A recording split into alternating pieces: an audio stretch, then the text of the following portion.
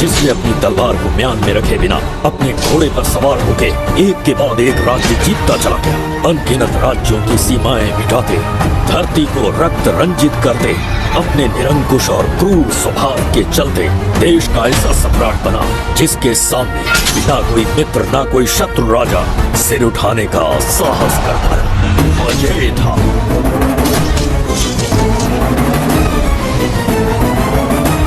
उसके सामने शूरवीर योद्धा भय से कांपने लगते। विशाल अभेद्य त्रिगर्तला साम्राज्य की स्थापना करने वाला बिंबिसार था।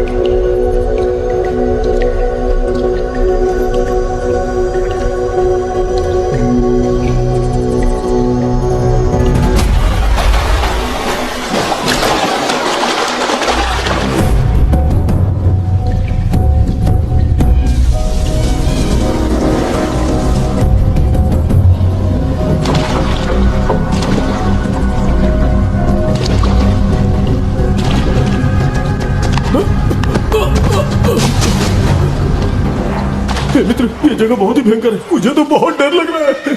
देखो मित्र, सैनिक आ रहे हैं, हमें यहाँ से चलना चाहिए। पीछे वो सैनिक पड़े, आगे ये भयंकर गुफा।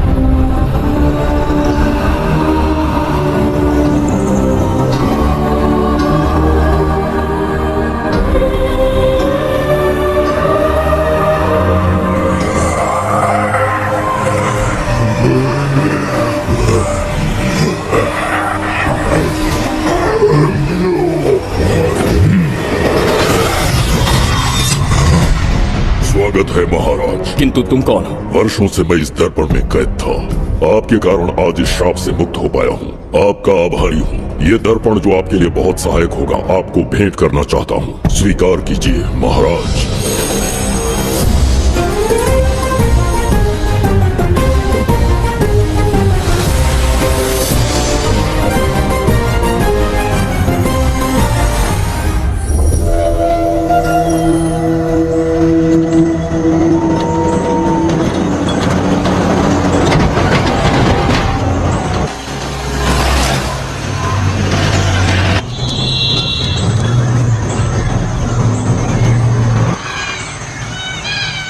हम अभी कहाँ जा रहे पापा? महान चक्रवर्ती सम्राट बिंबिसार के राज्य में। वो किस लिए? क्या है वहाँ? मानवता की रक्षा करने वाला धन्वंतरी नामक ग्रंथ में औषधियों का ऐसा रहस्य है जिसे विज्ञान भी नहीं जान पाया। अगर वो हमारे हाथ लग जाए ना, तो दुनिया हमारी मुट्ठी में होगी।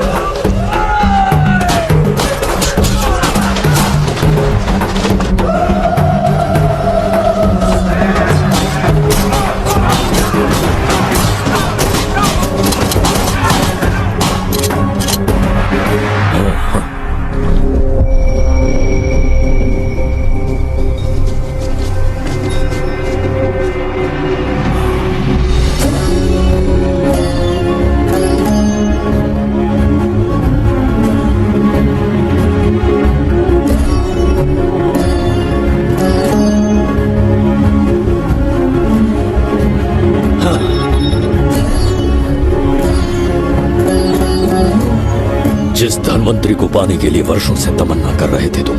वो अब तुमसे 2 कदम की दूर पर है। हमने कर दिखाया शास्त्री, हम विजयी हुए। अपने बेटे को वहां जाने से रोको, जल्दी।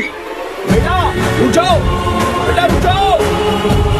सुब्रमण्यम, हाथ मत लगाना, लौट आओ। सुब्रमण्यम, जाओ बेटा,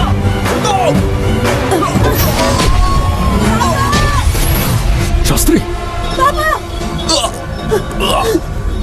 पापा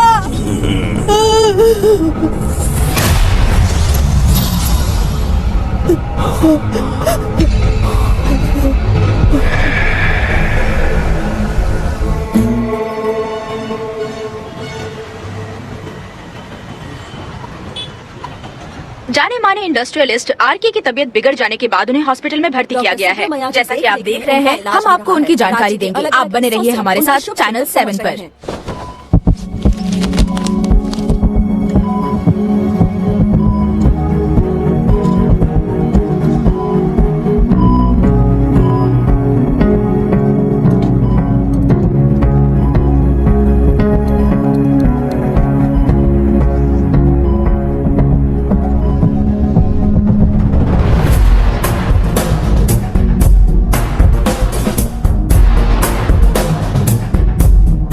गुड मॉर्निंग। पेशेंट को हर 1 घंटे में चेक करना है। पीछे patient is okay, no need to worry. थोड़ा पीछे रहिए। वो बिल्कुल ठीक है। ओके, नमस्ते। चिकित्सा के क्षेत्र में एक वरदान है सुब्रमण्यम शास्त्री। हर बीमार यहाँ से ठीक होकर जाता है, यही खासियत है धन्वंतरी हॉस्पिटल की। फैंटास्टिक सुपर सर, शहर में एक से बढ़कर एक डॉक्टर है। सबने कोशिश की लेकिन कोई भी उन्हें होश में नहीं ला पाया। आपने सिर्फ उसे हाथ लगाया और झट से उसकी आंखें खुल गई। और मीडिया आपकी कामयाबी पर वाह करते थक नहीं रहा। इसे मैं कामयाबी नहीं समझता।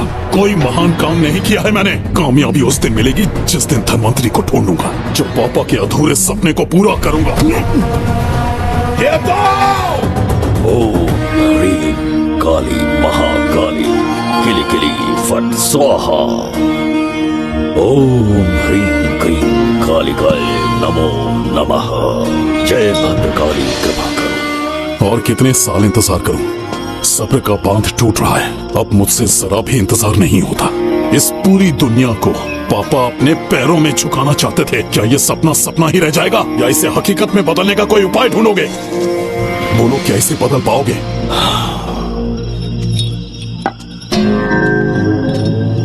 हाँ, ये होकर रहेगा। केतु शास्त्री जी का सपना पूरा करके ही रहेगा।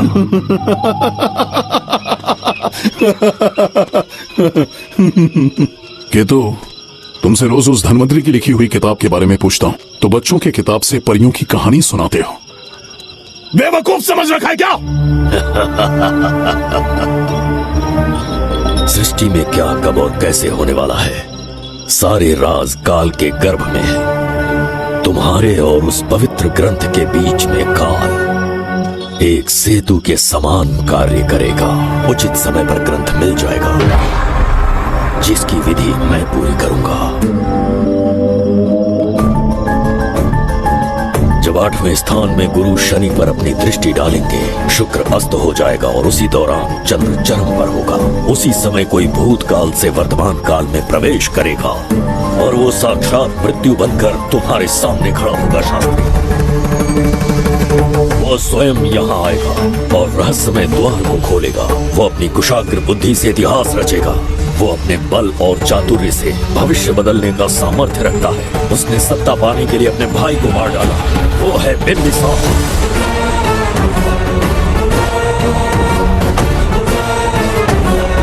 जिसने अपनी तलवार को म्यान में रखे बिना अपने घोड़े पर सवार होके एक के बाद एक राज्य जीतता चला गया।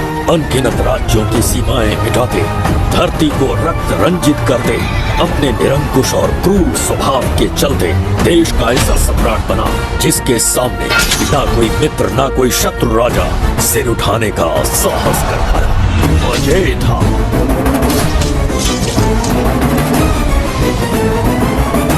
उसके सामने शूरवीर योद्धा भय से कांपने लगते। विशाल अभेद्य त्रिगर्तला साम्राज्य की स्थापना करने वाला बिंबिसार था।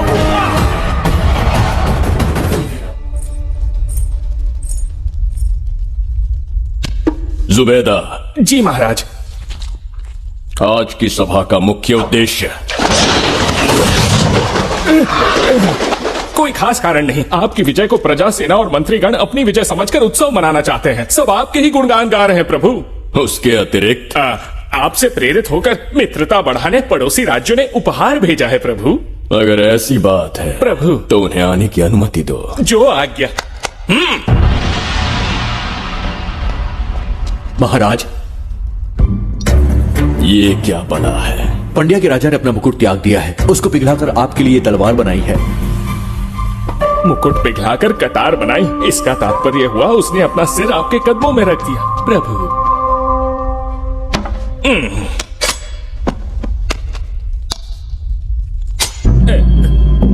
अगली भेंट लाओ। ये क्या लाए हो जज्जई का? ये संजीवनी पुष्प है महाराज। अच्छा, किसी के मरने के 1 घंटे के भीतर उस पर ये पुष्प फिराएंगे तो वो पुनः से जीवित हो जाएगा महाराज।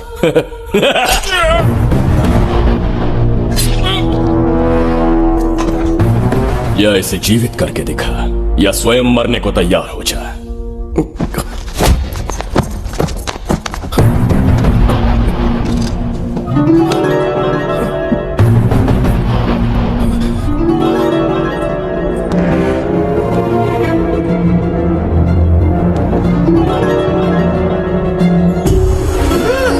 मेरा पुनर्जन्म हो गया। ये तो सच में संजीवनी है प्रभु। अद्भुत और आश्चर्यजनक। अतिथि का अच्छी तरह सत्कार किया जाए। धन्यवाद महाराज। प्रभु मुझे इन संजीवनी पुष्पों की आवश्यकता नहीं पड़ेगी। बिंबिसार को मारने का साहस करे ऐसे मनुष्य ने पृथ्वी पर जन्म नहीं लिया। बगीरा। जी महाराज। मेरे साम्राज्य के विस्तार में होने वाले हर संभव विरोध को बिना दया दिखाए कुचल दो। अस्माका के राजा को एक संदेश भेजो कि बिंबिसार को उनके राज्य पर आक्रमण करने से कोई नहीं रोक सकता। आत्मसमर्पण किया तो प्राणों की भिक्षा मिलेगी और प्रतिरोध किया तो मृत्युदंड। बिंबिसार महाराज की ओर से एक चेतावनी। अस्माका राष्ट्र और उसके अधीन जितने भी छोटे राज्य हैं वो त्रिगर्तला के संरक्षण में आ जाए, बिंबिसार के साम्राज्य का हिस्सा बन जाए, बिना शर्त उनका दासत्व स्वीकार कर ले। नहीं मानने वाले का सर काट दिया जाएगा। जो भी आज्ञा की अवहेलना करेगा उनके राज्य को जला दिया जाएगा। विजय यात्रा आक्रमण में परिवर्तित हो जाए, यह अध्यादेश मृत्यु का कारण बन जाए, उससे पूर्व हमें आपका उत्तर चाहिए। उनसे कह दो ये नहीं हो सकता। क्या इसे संदेश का उत्तर मानूं राजकुमारी जी? उनसे जाकर ये भी कहना कि शूरवीरों को ये शोभा नहीं देता है। भूल से भी ये बात बिंबिसार ने सुन ली तो आपके पूरे राज्य में प्रलय आ जाएगा। यहाँ का एक भी व्यक्ति जीवित नहीं रहेगा। ये साम्राज्य इतना शक्तिहीन नहीं है कि एक अभिमानी राजा से भयभीत हो जाएगा। जाकर उनसे कह दो।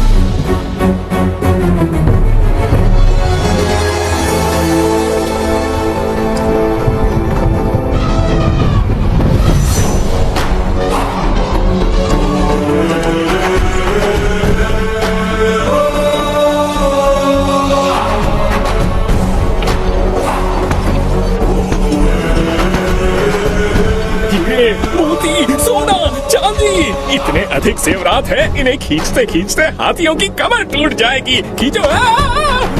प्रभु मेरे प्राण बचा लिए। ये हीरे मोती नीलम पन्ना रूपी इन्हें हमारे गुप्त कक्ष में ले जा रहे हैं। मन में एक संदेह है प्रभु। जो मन में है कहो। आपकी अनुपस्थिति में किसी ने चुराने की चेष्टा की तो? जवाहरात देखकर हृदय में झुंझुना बजा। मन में तो आपके नाम का ही जाप चलता रहता है प्रभु। आपके लिए प्राण न्यौछावर कर सकता हूँ और मुझ पर ही संदेह। चिंतित मत हो सुबेदा।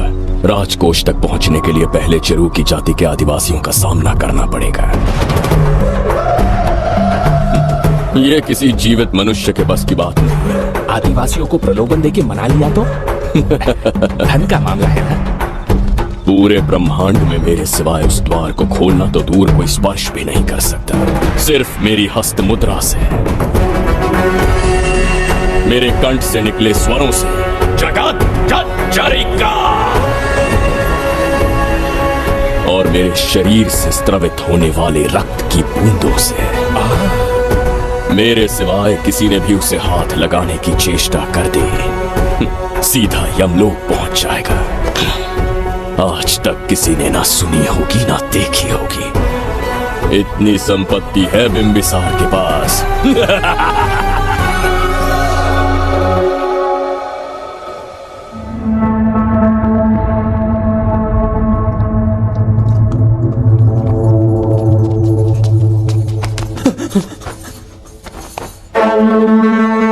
महाराज, बहुत बड़ी भूल हो गई हमसे, हमें जीवन दान दे दीजिए महाराज। इनके सामने गिड़गिड़ा क्यों रहे हैं आप? इससे अच्छा है कि ये हमें मार दें।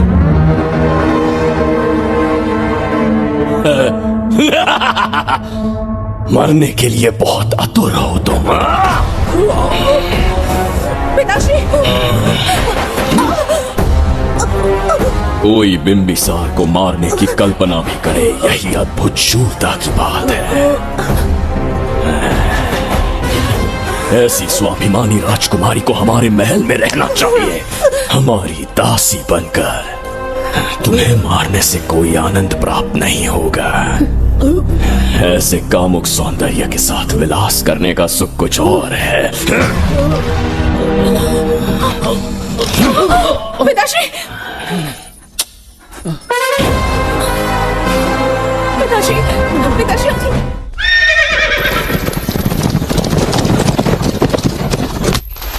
चल चल।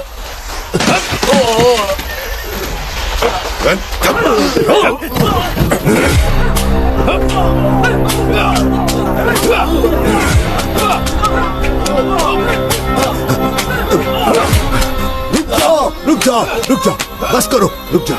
ये क्या अनर्थ कर रहे हैं? शत्रु देश के सैनिकों को सहारा देकर उनकी सहायता की। किसी रोगी का उपचार करना ही एक चिकित्सक का धर्म है। देश से राजद्रोह किया और ऊपर से तर्क करता है। चल हट।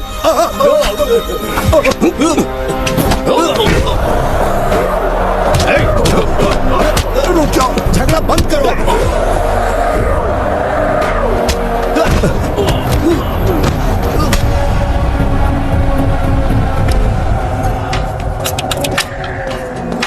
क्या वो नहीं जानते तुम बिंबिसार के सैनिक हो? जानते हैं। इतनी छोटी सी बात के लिए आप क्यों जा रहे हैं? आप बस आज्ञा दीजिए, मैं कराली सेना को भेज देता हूँ। नन्ही चिड़िया मारने के लिए ब्रह्मास्त्र क्यों? नन्ही चिड़िया को मारने के लिए ब्रह्मास्त्र क्यों? मेरा तात्पर्य था कि मंत्री किसी चिड़िया के समीप जाए तो वो क्या करेगी? डर के उड़ जाएगी महाराज। और उड़ने के बजाय वो वहीं खड़ी रहकर तुम्हारा सामना करे तो? तब ये सोचूंगा कि वो उड़ क्यों नहीं रही है। मान लो कि एक कदम आगे आकर तुम्हें घूरने लगे तो? कहीं मुझे चोंच न मार दे, इस भय से पीछे हट जाए।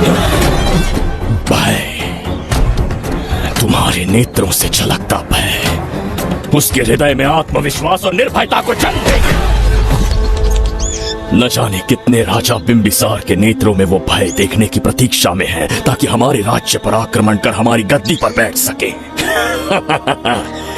लेकिन आज तक किसी ने इतना साहस भी नहीं दिखाया कि हमारी ओर नजर उठाकर देखे। हमारी प्रतिष्ठा को कितना धक्का पहुंचेगा जब शत्रुओं को पता चलेगा कि हमारे ही राज्यों में कीड़े मकोड़ों ने हमारे सैनिकों पर हाथ उठाने की हिम्मत की। घोर अपमान। पराजय की सूचना मिलते ही उन्हें लगेगा बिंबिसार राजा की निर्बलता का ये पहला संकेत है। फिर एक एक करके वो अपना सिर उठाने लगेंगे। ये छोटी बात लगती है तुम्हें? माना कि छोटी बात नहीं है महाराज, वो गांव के साधारण लोग हैं, पर उनकी कई पीढ़ियों में सिर्फ हमारे राज्य के लिए नहीं बल्कि दूसरे राष्ट्र से आए रोगियों का निस्वार्थ उपचार करते आए हैं। आपका विरोध करने की ना तो उनमें सामर्थ्य और ना ही उनकी मंशा। इस बार अगर आप उन्हें क्षमा कर सकें। इसे देखो और सीखो जुबैदा। विरोध का जो स्वर उस छोटे से गांव से उठने लगा है, उसी के कारण आज एक साधारण सा मंत्री राजा के सामने अपना मुंह खोल रहा है।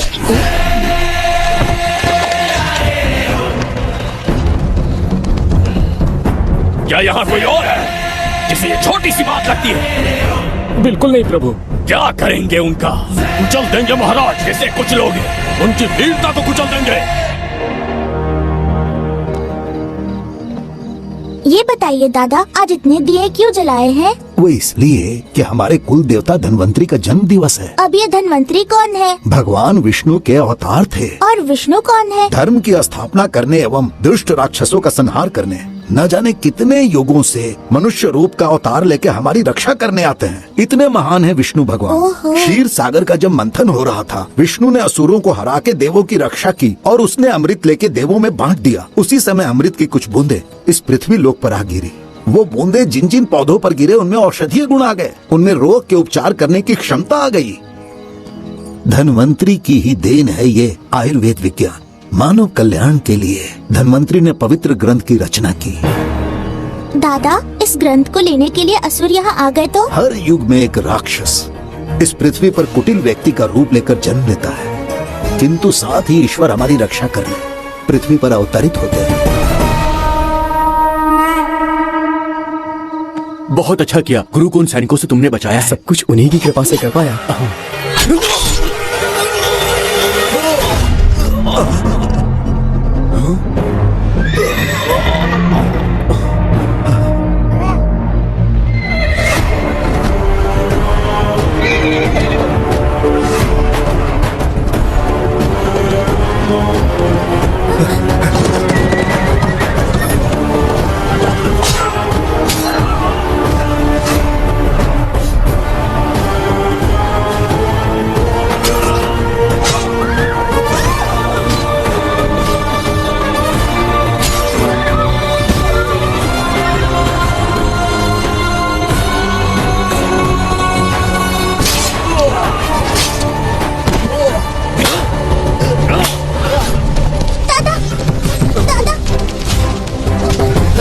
धन्वंतरी,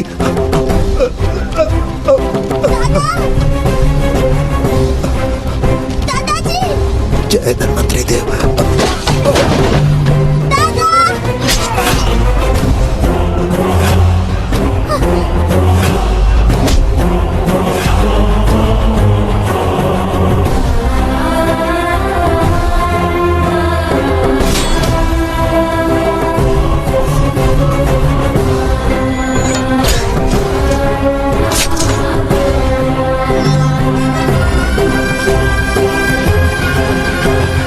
इस पुस्तक के लिए वो अपने प्राण संकट में डाल रहे हैं। क्या वो इतनी मूल्यवान है? संभवतः ऐसा ही हो। अगर वो इतनी मूल्यवान है तो उसे हमारे पास होना चाहिए।